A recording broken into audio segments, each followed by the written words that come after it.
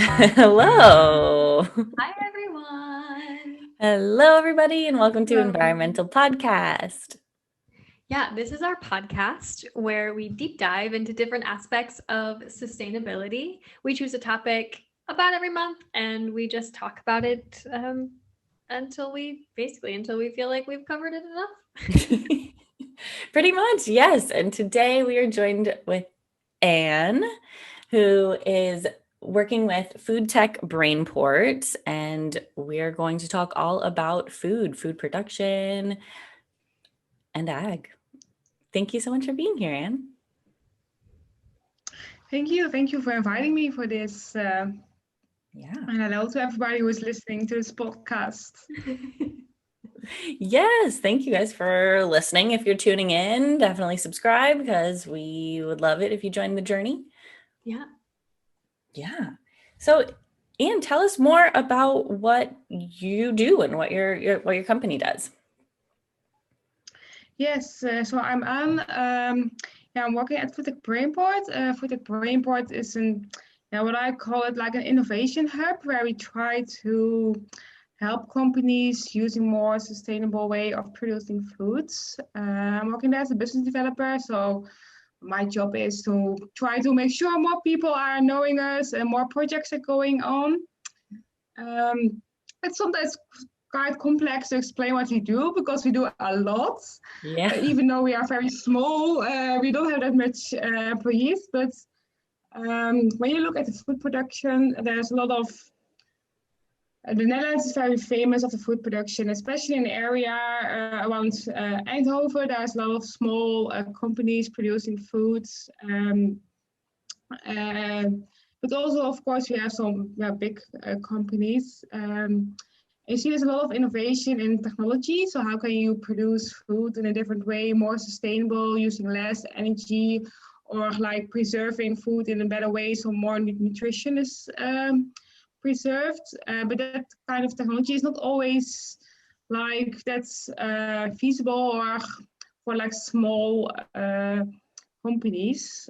So what we do is we offer these kind of technologies for these smaller companies so they can experiment with it and try out what other possibilities so they can also adapt this kind of new technologies. Wow. What are some of the examples, I guess, of some of the technologies or some of the more sustainable food production So type? one of our focus areas is using side streams. So we have like together with another company, we have like an what we call like a producing line, and then we can just use like ugly pumpkins or ugly carrots. We can throw on this line, and then we can make like juice out of it, or concentrate, or making like fibers out of it, and that are ingredients you can use to make other food products. Cool. So that's one of the products where we are involved with. But we also have technologies that is more focused on drying, but then using less energy, because drying is one of the oldest way to preserve food, but it's for very high energy costing normally. So we have like different technologies for that, but it's also about extracting nutrients out of side of streams. It's very, very broad, actually. I think almost everything like can be done at a company or with the companies that are involved with us because we don't have this. We are not. We work together with a lot of other companies, so it's more like we offer a network to instead of that we having everything on our own. Yeah. Okay. So you have like a network that improves the sustainability of the farming community. Yes. So That's it's really not. cool. So a farm Yes. could just come find you and be like, I'm having issues with X, Y, and Z. And you can be like, here's a solution, or here's a company with a solution, or here's a way Yeah. to make it more Yes. sustainable. That's cool. Yeah, it's very nice. It's very interesting area for me. Food is it's just really my passion. Always been working in the food area, and I think there's so much more to improve. But it's also some important aspect of life. That's why I really like it to work in this area. Yeah, we're finding that food, like this is our third week, I think, talking about agriculture, and we feel like we have hardly scratched the surface. And food is such a big, I mean, it's so important. We have to eat multiple times a day. Like it's a huge part of our lives. And it doesn't just stop with one solution. It feels like it has to be very holistic. Mm-hmm. Yes, exactly. It's very, very complex. Food is indeed, we need that to just be alive, but it's also part of our culture or your own identity, because the way you eat, you can express certain things. It's also a way to share nice moments with friends or family, having good memories on food. And then, of course, food is also a very important aspect of our economy. But also impacts on the environment. So it's very, very complex. And I wish there must be one solution, but no, there won't be. There will be multiple solutions needed to improve the system, because the way we have it now, I'm not sure if that's very durable. Yeah. That's So we read something we're coming across too, is that like the current system is gonna have to change in the not too distant future. That's a big shift, but yes. Yeah. And do you ever talk to these big farms that work within the current system, or do you get the sense that the big ag industry is working towards changing, or that that's something that we are going to have to sort of like force, or I think there's been all stakeholders in the agri-food system. I think it's they're working on it. Farmers, producers, also some consumers are more conscious when they buy food. But it's very complex, and it's more like a very societal task. We know it's laid down, and I think it's not something you only expect from entrepreneurs, from the business owners, because we still have we can make a very sustainable food product, but if nobody's buying it, it's very difficult, and sometimes also very difficult for an owner to explain why is he sustainable. So it's very complex. So I think the will is there, but it's just difficult to make it into practice. Right. Yeah, you need to have that energy from the business needs to be pushing towards sustainable movement, like choices, but also the consumers too, in order to kind of really get that wheel turning. So that it's, and then also law you have to commit to, and sometimes law is not. It's always law is will be never up to date to the current situation. So new technologies may be not allowed because certain law prohibit that, and they have to third ways because they'll we can say, oh, it's safe way to produce in this way foods, or to use this kind of novel ingredients. So it is very complex, and of course it always costs money, to invest in new technologies or new ways to produce food in general. So it is not a very easy task, and I think it's very important to work together, to have a good collaboration between these different stakeholders in the chain. But I see some good movements. So we're not there yet. But I'm positive. So I believe we will go there, but it will take some time. Yeah, I mean, we have to, right? We don't really have a choice. One thing I found really interesting about the book that we read and talked about last week was he said that we should be using fossil fuels and using the current way of agriculture to make a transition, so that we shouldn't just think that it will just be like bloop, that we should use what we have right now to transition into the less using fossil fuels, more sustainable agriculture, like potentially like more localized agriculture, which is something that I'm really interested in, because it makes sense to me that massive farms feeding everybody, like 3 big farms that feeds everybody, doesn't really make very much sense. It makes more sense to have hundreds of small farms that feed everybody. But I'm kind of curious, like, what do you think about that? Do you think we need small farms or the big farms, or?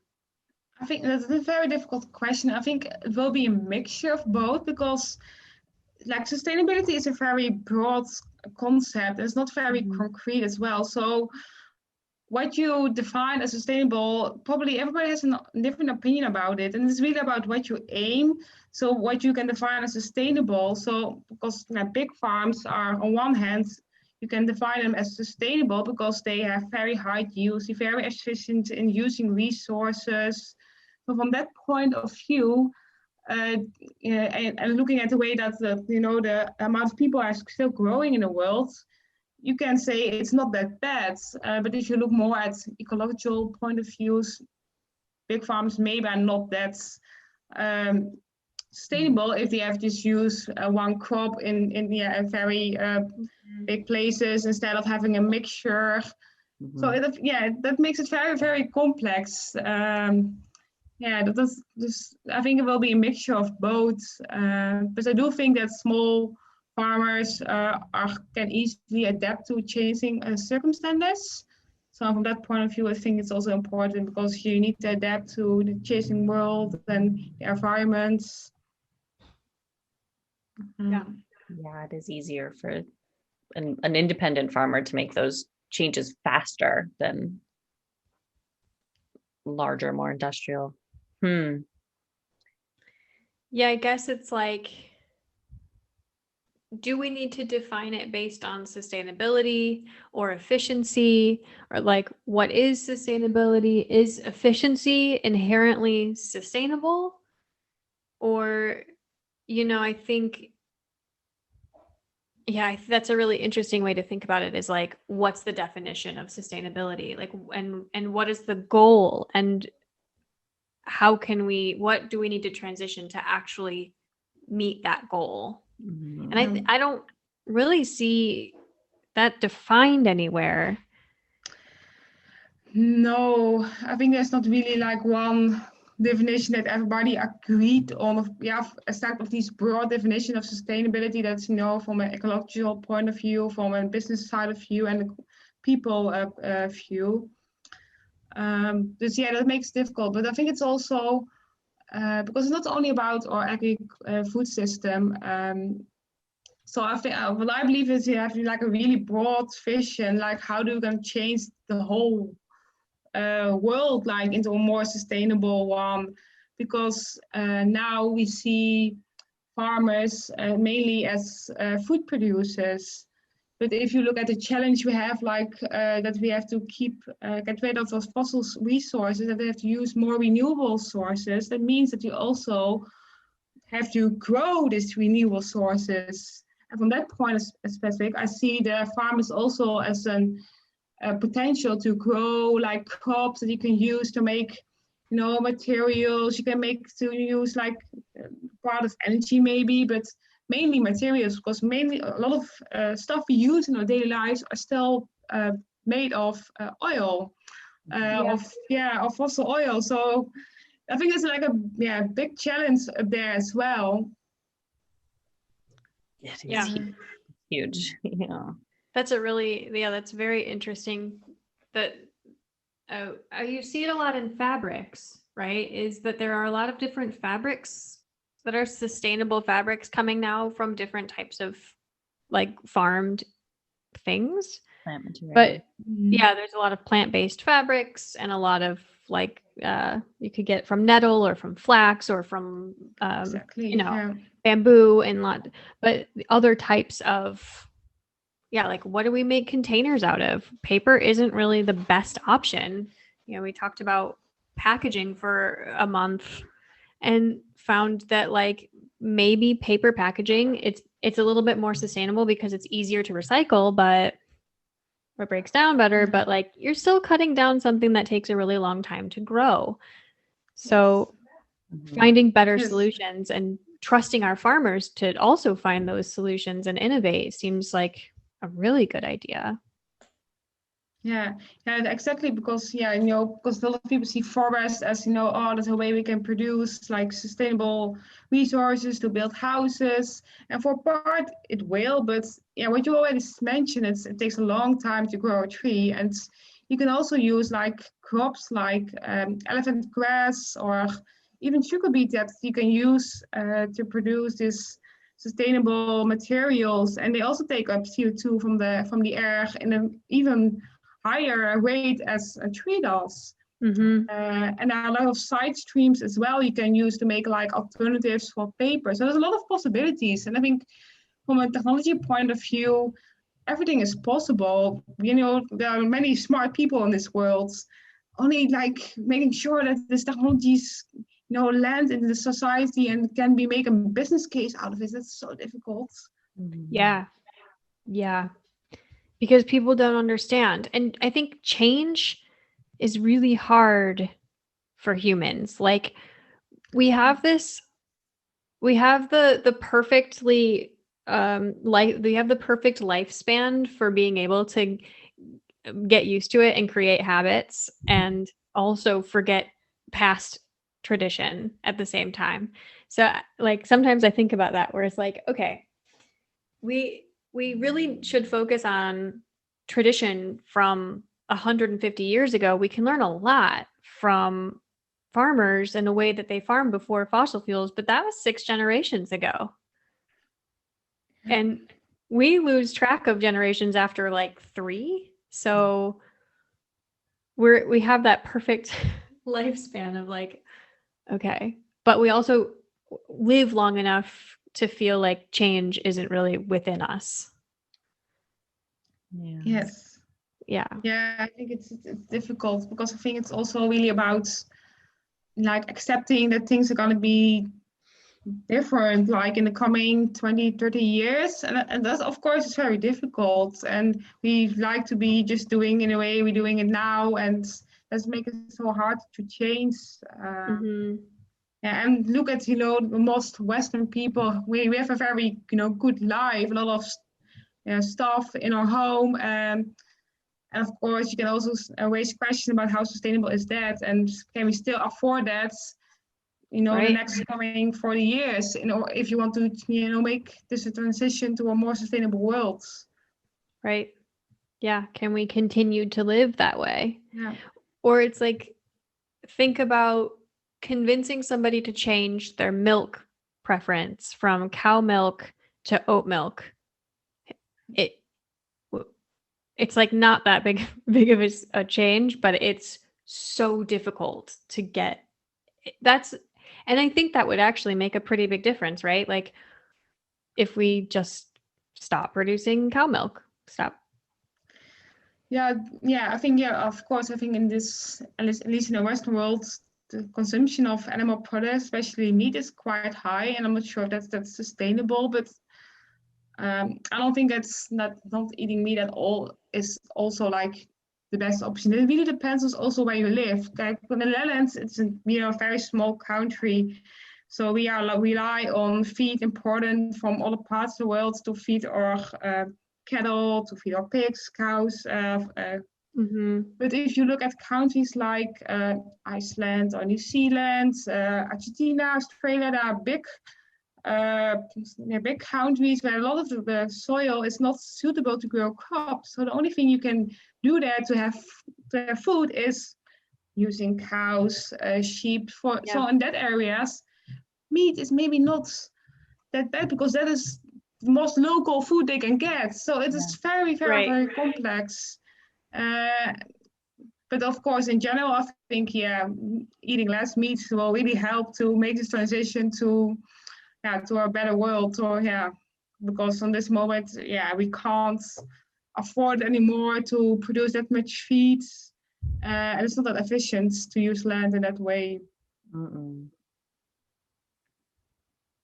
Yeah. But what you said, it's difficult to change your habit if you used to eat meat every day and then you just suddenly has to eat like a vegetarian burger, and it tastes different, I know. even though that's some are really lookalikes, it's still different. And it's also the mindset, like, I'm not eating meat, but I'm eating something made of beans or vegetables. It also influences the way you perceive the taste. And I feel like it's more so mindset than anything else, actually, for why people don't feel like they can make that transition. Yeah.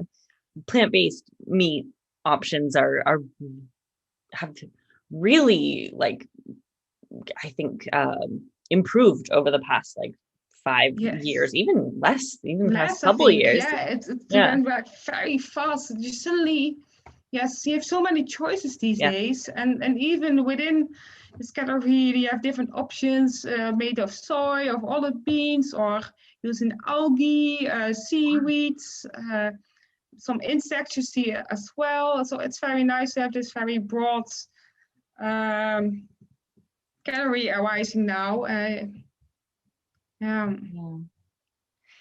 Yeah, it's wow. Yeah. There are definitely cool solutions out there, but something we keep coming up against when doing this podcast is like the challenge is getting people to open their minds to a change in lifestyle. And that is a big challenge, to get people to change their perspective and to be okay with, I guess, kind of shifting their way of life if they identify as a meat eater or a milk drinker. People, really, especially in the States, I think feel some sort of, it's part of their identity almost, that being a meat eater, which is an interesting thing. Though, how do we kind of balance that is a challenge. Yes. No, it's not an easy task, but it's also that makes it also very interesting, because there's a lot of things going on, and I really like companies do things better, varieties of meat replacers, or well, before yesterday I had like this hybrid burger. Well, it's very nice. It was like half made of meat and half made of a type of mushrooms, and it was like really tasting like a meat burger, but it was half of it was just vegetables. So I think that's kind of innovations are very, very nice. So, and I really believe that kind of things help also people who really love meat to also change and adapt to different way of eating. Yeah, that's smart. Yeah, that those mixtures like that can help people transition, definitely. Where did you get that? Yeah. Well, that was one of the companies like that are located on our Food Tech Brainport, BV Green, and he just made his hybrid products, and so that was nice. He was just doing like a taste test. So he invited some people, and we could all have a hamburger. Yeah. So that's it was very nice. Cool. Okay. I'm like, can I get it at Albert Heijn? Is there a restaurant we can try? Or not yet, but he's working on it to bring it directly to consumers. But now he's more like B2B. There's so other companies that buy his product and then sell it. Okay. Man.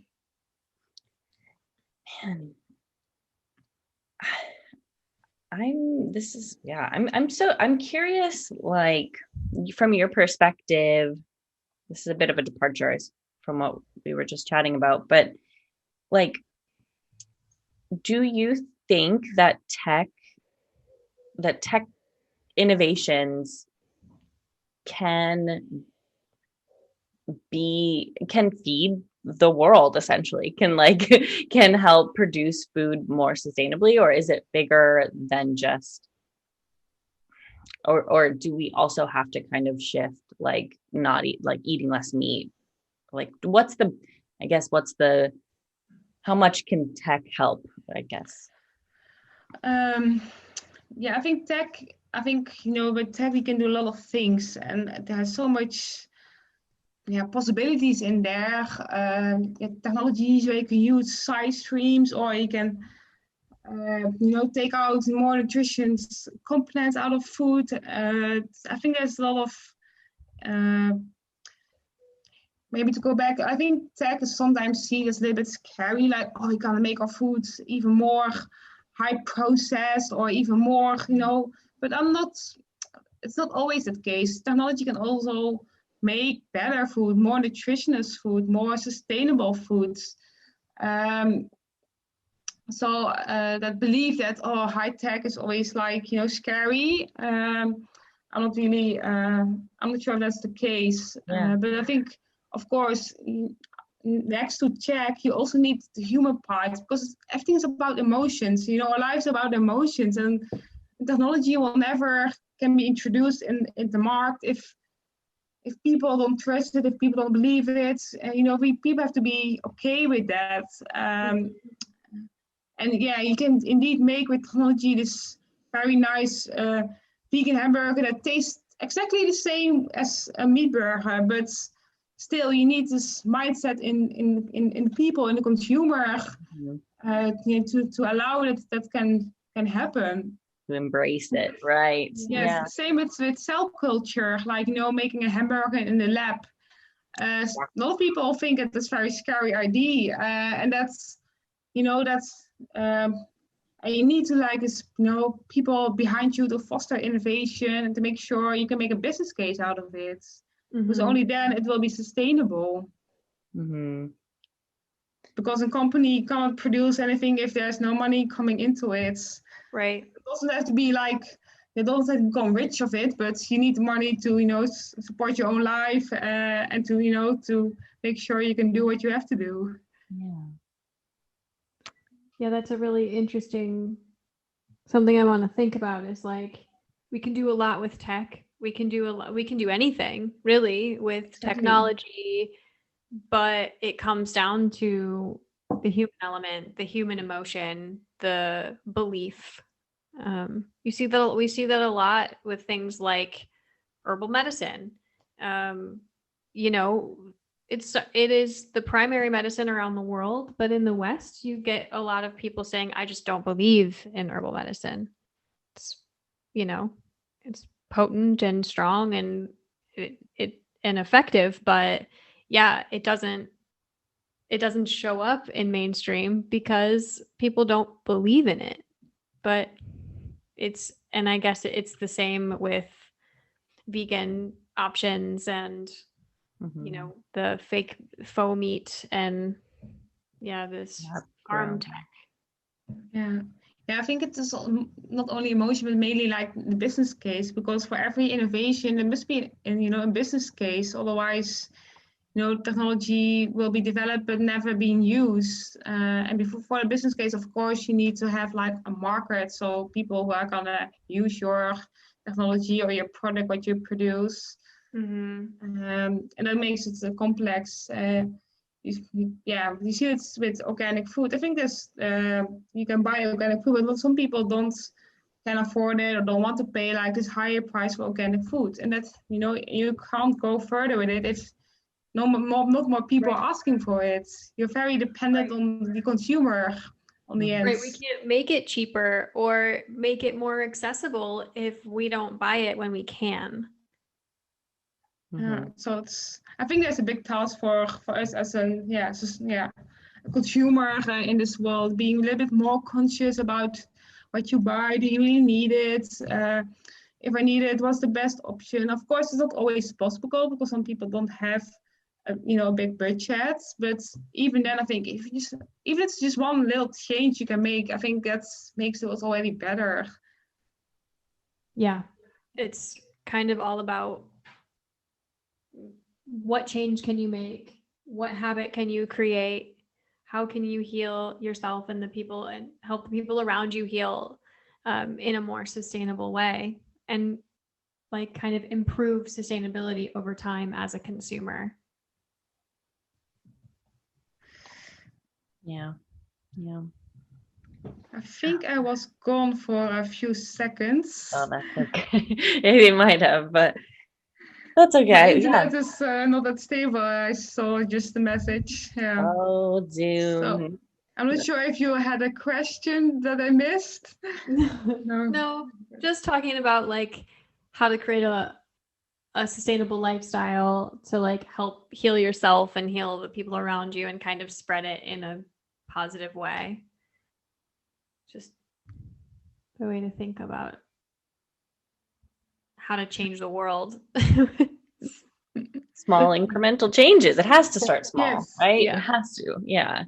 That's the only I think way. I think that's really going on. This is what I see in the agri-food sector. The small changes, they are there, and they just need time to grow. And changing things is not easy, and we need to like a big change. So that will take time. And I think there's, especially since a year or two, I think there's more attention about it. It's more awareness. So hopefully that also will help to make things, changing faster and make a transition like, closer. Or Yeah, there's still a lot of education though that needs to happen. Like you mentioned with like the lab grown meat alternatives and stuff like that. There's a lot of like the public doesn't fully understand a lot of these like innovative things that are coming out, myself included, right? And so it makes sense that people are a little bit fearful at first, like, what is that? Is that meat? Or like, I don't know. Yeah, if you don't understand it, then how do you get the public to embrace it? So really kind of education and shifting the public opinion for some of these kind of food innovations, I think is really important in the not too distant future. It's very logical that people are, scared about it, because, for me it's logical because, I have a lot of studies done in food and nutrition. I'm, working in the area food innovation. But if you don't have this kind of information, how can you make a good choice? So I think it's really about teaching young people about where is food coming from, and what does food do with your body. And I think that's so important, because nowadays you see people working in supermarket and they don't know which kind of beans they have, or if some like buying something. And I think it's not a good sign. We've gotten too disconnected from the food that we from where our food comes from. Yeah. That should be something taught in schools. And I know that there are programs now. I'm thinking of a program in Berkeley that I know about in California, but they're everywhere, where students are taught how to grow food and help grow food for their lunches, like on the school grounds. There's a little garden patch, and they grow tomatoes and beans and like, little stuff, and they use it in the cafeteria of the school. Cool. And that seems like such a good way to also manage a school class of children, but to teach kids like, this is how your food is grown, like to respect the food. And I think it's also a really good way to reduce food waste, because you could easily bring that into conversation. Do you see how much energy goes into like making this tomato? Yes. You made it yourself. Would you want it to be wasted? Like, I think that's would be a really easy lesson if we taught gardening in schools, and that would be just one easy class to add. It really will help like to appreciate, the food, where it's come from. If you have this experience from how does food grow and where does it come from, how much energy it costs. Me myself as well. I did some traveling in Australia. I worked on farms, and now after that experience, I really appreciate the work you do and how hard it is, and how very long days they sometimes make. And it's such important experience. Even though I was already quite conscious about where food was coming from, I didn't have that experience like working in that sector, and now I have, and I think, we should be more grateful for these people who are producing our food every day. Because it's just a very small amount of people in the Western world that produce food for like a lot of people. Yeah. Yeah, and we should be grateful, and we should maybe think about that a little more. I think adding intention to a lot of the little aspects of our day is a really helpful way to be more conscious about our buying choices and our food options and our waste and the things that will help us become more sustainable as a society in general. And we sort of keep coming back to that, like, just be conscious, just be intentional, like, think about it. Yeah.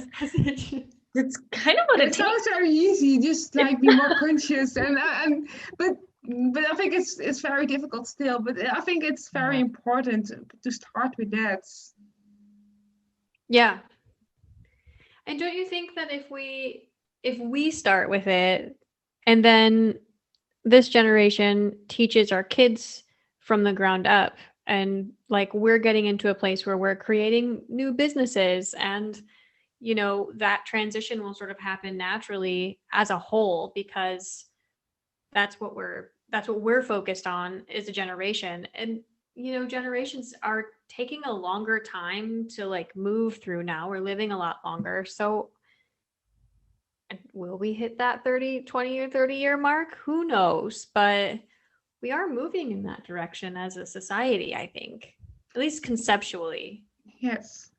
Yeah, I think you see as a younger generation, they have a different view on the world than like the older generation, but it's very logical if you see where they came from. And if you go back to like the food system, when we had the Second World War, we had like this, period of starvation, and that was really the main thing, like to make this high yields in the agri sector to like improve, because we never want to happen that people starve, Mm-hmm. So at that time it was very logical that we are focusing on producing more and more and more, because we had that experience.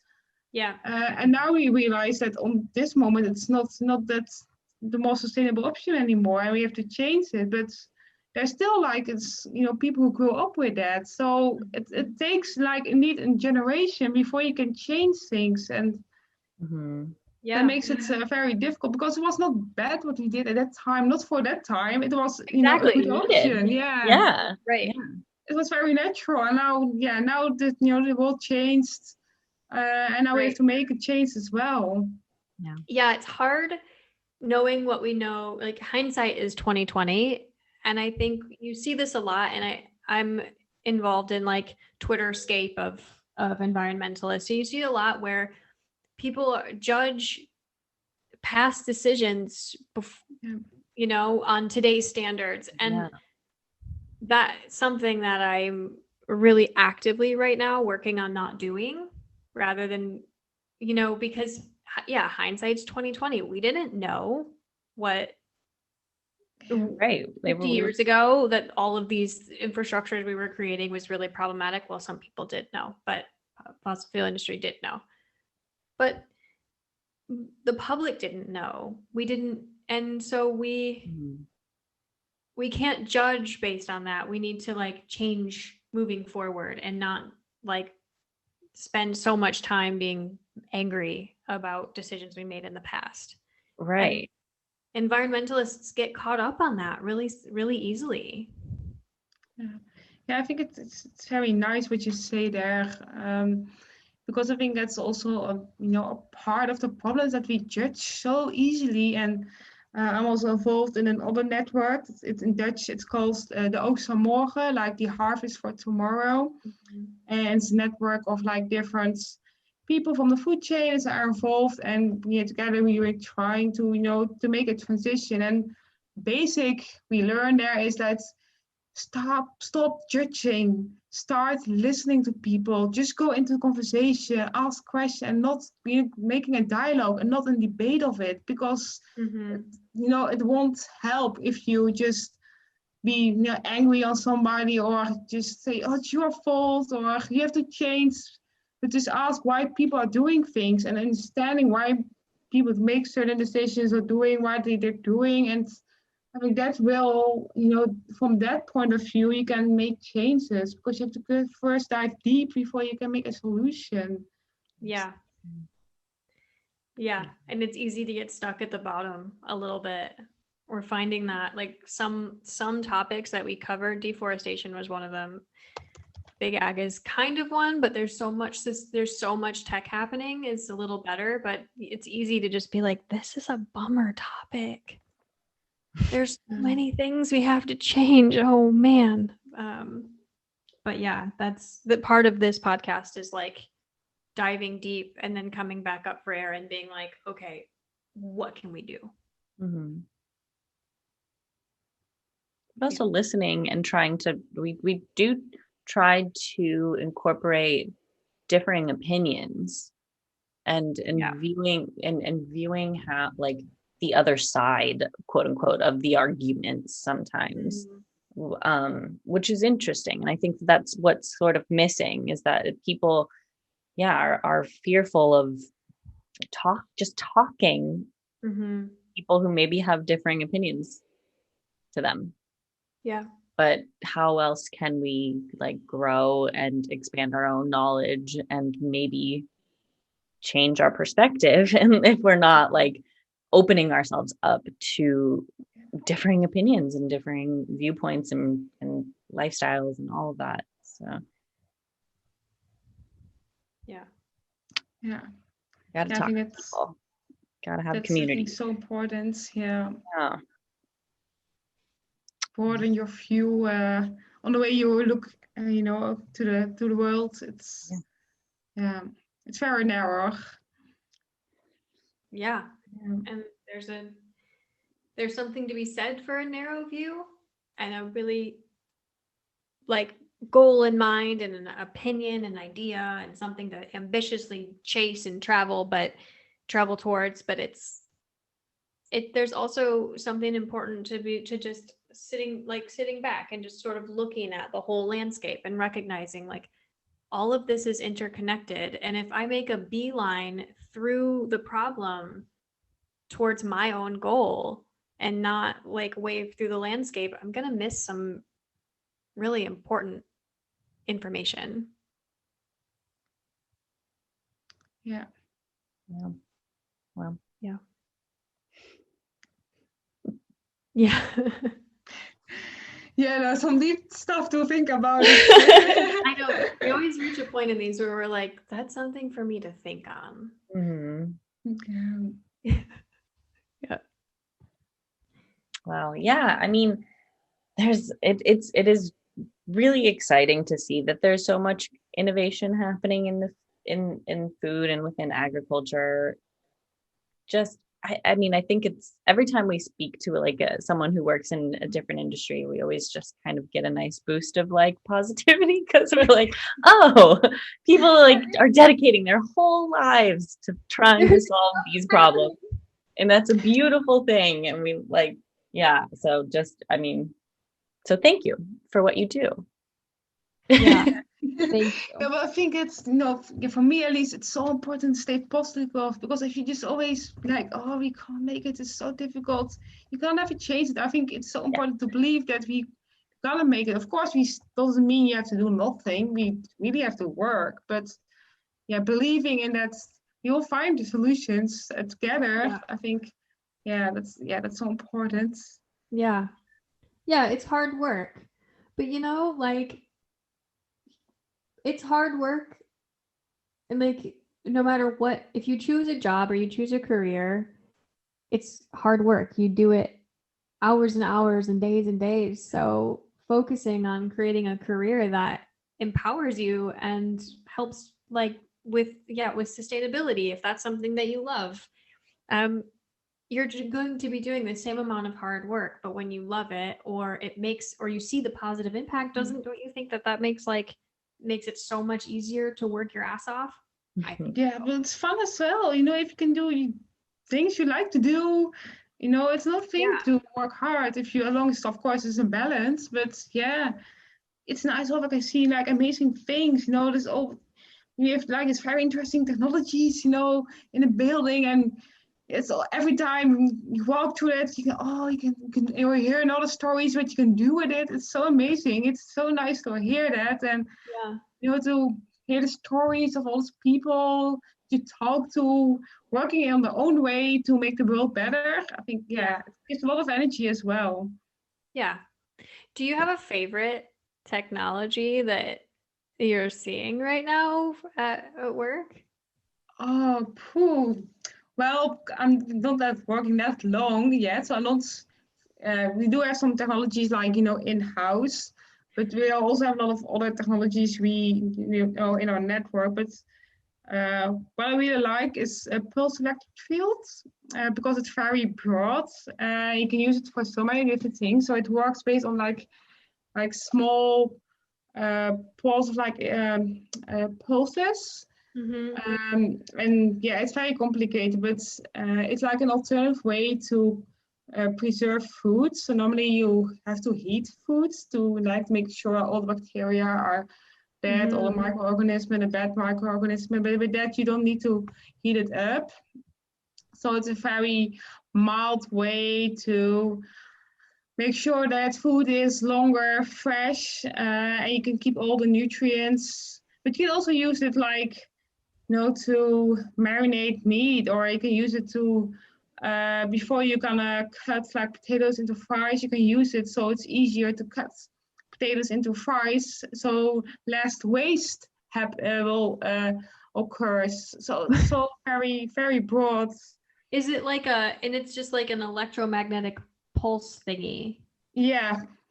Yeah, and it will like change like the cells of it for not permanently, but like temporarily, and then you can do a lot of it's very good technology, but it's very nice to see the possibilities what you can do with it. Whoa! So it can help to like extract nutrients out of it. And is it just like energy? Like we all, I mean, like we all have an energetic. Yes, it is based on that, and you just you add it to like you not add it, but you put food in a special surrounding, and then you give this like this small electric pulses for a certain period at a certain rate, and that is the way how you can just. Wow. Does it work on humans? Right. I'm just interested in like if a tech like that could work on people for mood enhancement or like. Yes. Not that you need to know the answer to that question, but like we're meat, you know. Yes. Yes. Technically, yes. It seems like something you. Yeah, I'm not sure if you can use it for that specific part because you. Yeah, I'm not sure, but because the thing is like humans, they are composed of different cells. So if you want to target something in your brain, you won't target something in your heart because you don't want to have changed that. So I'm not sure if you can do that specific with this technology. Because if your whole body is gonna be pulsed by the electrics, I'm not sure what's gonna happen. Yeah, you probably don't want to be alive when that's happening. Where our phones are pulsing at a very low rate all the time, like it's kind of along the lines of like if it's working with our electrics, like, and our neurotransmitters, like, is that possible? It's a super sci-fi world we're in right now, but like just really curious. Yeah, maybe, but still, I think that in that way technology can improve for that type of aspect as well. But I also believe that food in a way can help to have a good mood. So for me, like just having good food will already help to improve all this diseases we have now as a human being. And for me, that's really the starting point, making sure that everybody has like sustainable, nutritious foods. And I think it's all very hard to be happy. Then you don't need this high technology to that make the process into your brain to give you a good mood. That's true. That's a good. Also because I just love to eat food, so Yeah. I want to eat the food than having something sent into my Yeah. brain. Cut down on the hangry. Everyone gonna be feeling better. Yeah, Eat just something nutritious. eat It's good great. food. Yeah. Wow, Wow. love it. Mhm. Awesome. My goodness. Yeah, we have so much to think about, and I'm interested in learning more about that pulse. Yeah, a pulse changer. Wait, what was it called again? What? The technology that you were referring to, some Oh, pulse electromagnetic electric fields. Yeah. pulse electric fields. Yeah, we just Cool. call it PEF. Yeah, in the Netherlands we say PEF, just to like us and Hef. yeah. Awesome. Because Okay. otherwise it takes too much time every time to say like pulse electric fields. Yeah, it's not Yes. that you say just PEF in it. Yeah. Hef. Like it. Yeah, it's very Wow. nice. Yeah. But there are a lot of different other technologies as well. It really depends on what you need because sometimes you need, something that you can dry food. It's one of the technologies, but in Yeah. general, you see like this mixture of technologies you combine to make like like a good combination. Because with PEF only, you can't. You always need something behind that as well. Right. Because it is more like what we say. It's more like a train. You need different stations to make sure the train can run, and PEF is one of them. But Okay. the one I like it because you can mix and match it with so much other technologies and other ways of processing foods. Yeah. Okay. Yeah. Whoa. That's like really innovative, and I've never heard of that. Yeah. I haven't either. No, I haven't. I never heard before it as well. So, but yeah, I think it's already existing for quite a while. But yeah, not all Okay. these technologies are, because there's a lot of possibilities. But it's also like still, not a challenge. But you still have to discover the possibilities as well and to test it for which kind of food types you can use it, for which Mhm. goals you can use it, and that these part of innovations are happening now. So yeah, there will be possibly in a few years time even more possible. But yeah, because it's so much changing as well, it's also very important to keep companies in the food sector up to date with its possibilities because they probably only know a few path like in the fries industry because in that sector it's very well known, but not in other sectors. It's not that known yet. So Mm. Yeah. Is there a place where like a local farmer can learn about technologies that might be available to them, or would they call you, or like how does that work? well, in the Netherlands, a lot of farmers are a part of like a farmers corporation. So that's a point where they always can ask information. But for my work, we're not working directly with farmers, or not always. I think the main aim are like food producers. So Mhm. people who really already got like the resources, then they are gonna produce food. I think that's the biggest focus points because they are making food. Farmers they only grow foods and it's still like separated. Of course, some farmers they produce food as well, but we are really aiming on producing side of the food chain. Okay. So also packaging is also in all aspects. We're not really involved into that. Okay, yeah, it's just like the specific of like the producing the food. Yeah, Okay.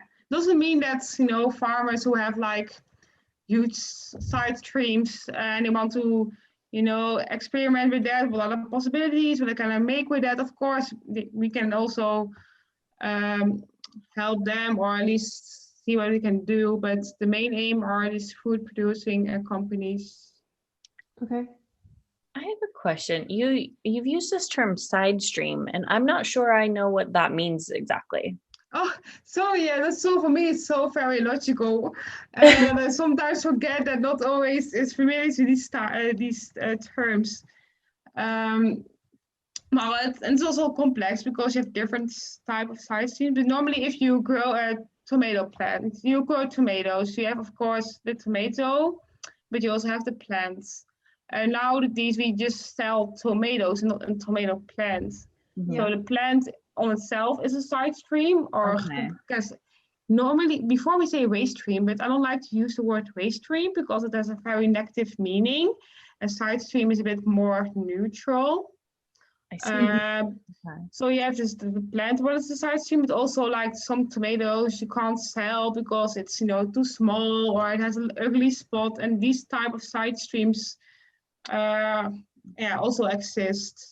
I see. So it's like an alternative to the main crop, I suppose, but in order to utilize other parts of the plant that aren't that main crop. I see. It's a part of using everything what you have, preventing like food waste, or using this food waste part. It's more from this thought of like we have to go to a more circular economy, so we have to use everything what we have, using resources in an efficient way. So that's why there's still a lot of possibilities to use these streams that are not used yet. Yeah, I think that makes a lot of sense. Yeah, because we as consumers are, we are very like picky in what we would like to have. This apple, that very nice, beautiful apple. So there's a lot of streams there that's not used in the full potential. Right. That's something I find really interesting, especially related to like things you can use to make fabrics or make other materials, or they're just we're using them as waste right now, but it's really possible to use that stuff to in other ways. I think that's super interesting. I'm also interested in taking classes about how to learn about how to make. I'm really interested in learning on how to make like twine out of plants like nettle or something. That's something I think would be super cool to learn. Yeah, I think it's nice to see what you can do from materials, from nature. Yeah, and nettle is indeed very interesting as well. You can do so much stuff with it, and And in the Netherlands, it is everywhere. It's like it should be the plant of the Netherlands. I don't know what the plant of the Netherlands is, but it should be the nettle. I didn't know that. No, but they're like it's just grows. It's wild. Everywhere. Really? Yeah. Wow. Yeah. Yeah, it's a weed, you mean? Yeah. Nettles just kind of sprout and grow everywhere here. Huh. Yeah. Yeah. The difficult thing about that, it's if you want to use that as as a source to make materials, fabrics, it's you have to harvest at some point. Yeah. And that makes it sometimes very difficult because there are been projects using the grass what is alongside of the roads, but because it costs so much energy and human hours to harvest it, it's very difficult to use it and make like a business case out of it. Right.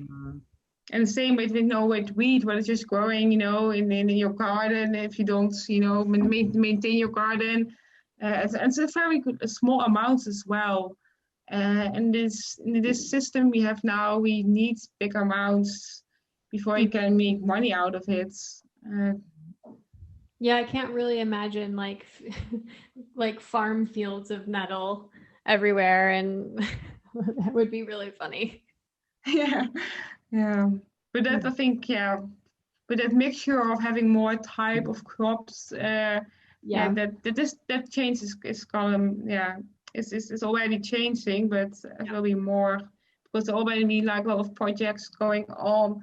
Like, can we grow alternative crops in the Netherlands that are more adapted to the climate change, or that have or are very interesting to make like sustainable fabrics? So we do get, hopefully in the future, a more diverse mix of crops we grow in the Netherlands for multiple purpose. Yeah. Yeah, and where we use the crop as its whole and not only like one part. That will be like, that will be very nice. That will, yeah.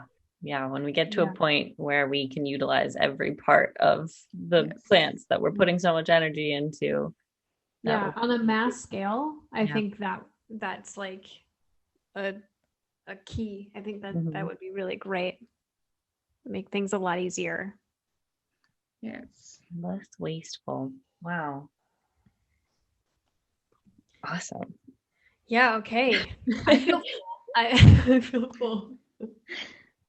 Yeah, Um, yeah. Thank you so much yeah. for being with us and letting us ask you all of these questions and for chatting with us today. We really appreciate it. Yeah, that was great. Thank you so much. And thank you as well for this and very nice talk. I just like to talk about it, so I can talk about for hours on this kind of topic. So I don't mind. And it's always nice to talk to the different people as well, have a different background because it inspires me as well and opens my eyes. So it's very it was nice to do. So thank you as well. Of course. Yes. And where can folks find you if they want to, if they maybe have questions or want to reach out? I think it's the most easiest. Just find me on my LinkedIn page and send me just a message that you have listened to this podcast, and then we can have a connection. Okay. Perfect. Yeah, we're connected on LinkedIn, so I have your link and we'll put it Yes, in the description as well. Yeah. that would be great. Yes. Yeah. Cool. Okay. Well, thank you everyone for watching and we hope you enjoyed. Yeah. Yeah. Thank you so Have a much. good If day. you like this content, please like and subscribe. Yes. Bye. Have a great day. Bye bye.